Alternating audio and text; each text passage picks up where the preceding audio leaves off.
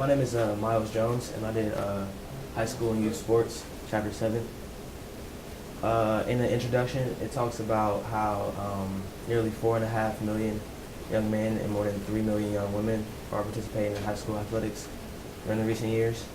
They believe that students who spend no time in sports are 49% more likely to use drugs and 37% more likely to become parents than those who spend at least 4 hours a week in sports. Going to the history, private schools were actually the first to provide athletic participation opportunities in schools. Public schools came after. They were a little bit late. As far as the college level, students organized their own sports and competition. And in the year 1844, YMCA was founded in England, and by the 1900s it grew to about 250,000 members, and to this day it's a big recreation facility that youth go and participate in sports. As far as the industry format, administration of school and youth sports is primarily local. The policy and procedural decisions are made at the district, school, and youth league level. The National Federation of State of High School Associations, which is a non-profit organization that serves as a national coordinator for high school sports, as well as music, debate, theater, and student council. There's National Youth League organizations, and those organizations are usually just promoting a particular sport amongst children. To continue with the industry format, youth league directors usually are just completely voluntary or on a voluntary basis. They don't get paid. School athletic directors are just responsible for risk management, insurance, employment issues, sexual harassment, and gender equality, and fundraising. Coaches are a big part of youth and high school sports. They have to deal with a lot of pressure and to successfully perform, and they usually work irregular hours for low pay. Some challenging issues with high school and youth sports are equality.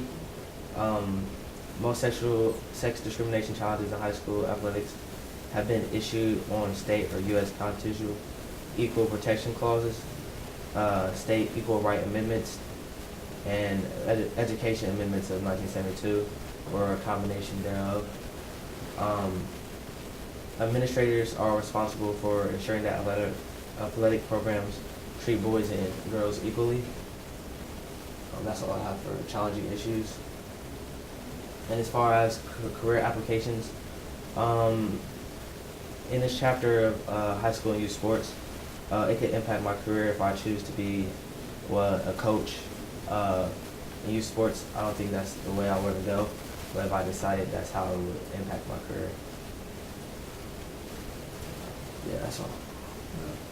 My name is Mike Gieske, and I did the Chapter 8 Intercollegiate Sports. Some of the history is the very first intercollegiate athletic event took place in the United States on Lake Winnipesaukee on August 3rd, 1852 in New Hampshire, and was a crew race between Harvard and Yale. The next sport to hold intercollegiate competitions was baseball. It was between Amherst and Williams and took place in 1859. Some more history. The first intercollegiate football game was between Rutgers and Princeton. However, this was not a typical game of football like we know it as today. Players were allowed to dribble and kick the ball, just like they do in soccer. And Rutgers out-dribbled Princeton, and they beat them in that game. Most of the events were run by students. As students continued to take charge, they formed the Intercollegiate Football Association in 1876. Soon after, in 1895, the Big Ten Conference as we know it today was formed to create student eligibility rules. A little bit more history. In December 1905, 13 presidents met and declared, of the universities and colleges, met and declared their intent to change the game of football. They formed a group called the Intercollegiate Athletic Association of the United States, which consisted of representatives from 62 different colleges and universities. 7 years later, in 1912, they took the name National Collegiate Athletic Association, or the NCAA as we know it today. The industry format. The intercollegiate sport industry consists of many different sports teams, divisions, etc. Televised popular sports in the NCAA include football, basketball, baseball, and soccer. However, there are many different sports that the NCAA has to offer. Also, colleges and universities support club sports. For example, here at Ohio University we have club lacrosse, where players can compete at a competitive level. There are different divisions based on the college's population and athletic skill level. Within these divisions, there are conferences. For example, the Big Ten consists of teams that are only in Division I. Some more industry format. Division I athletic departments are usually larger in the number of sports programs sponsored, the number of coaches, and the number of administrators. Division I schools that have football are further divided into subdivisions. For example, the Football Bowl subdivision, or the FBS, which was formerly known as Division 1A, and the Football Championship subdivision, FCS, which was formerly known as Division 1AA. Division II institutions usually attract student athletes from the local or in-state area who may receive some athletic scholarship money, but not a full ride. This division must offer at least 10 sports. Division III institutions do not allow athletic scholarships and encourage participation by maximizing the number and variety of athletic opportunities available to the students. This division focuses more on the player's experience rather than the spectator's experience. Challenges that the intercollegiate sport has to face include Title X, which is gender equity. This has been the greatest issue for intercollegiate athletic departments over the past couple of decades. In 1991, the NCAA released results of Title X, which found that colleges, collegiate athletic departments on average were made up of 70% male and only 30% female student athletes.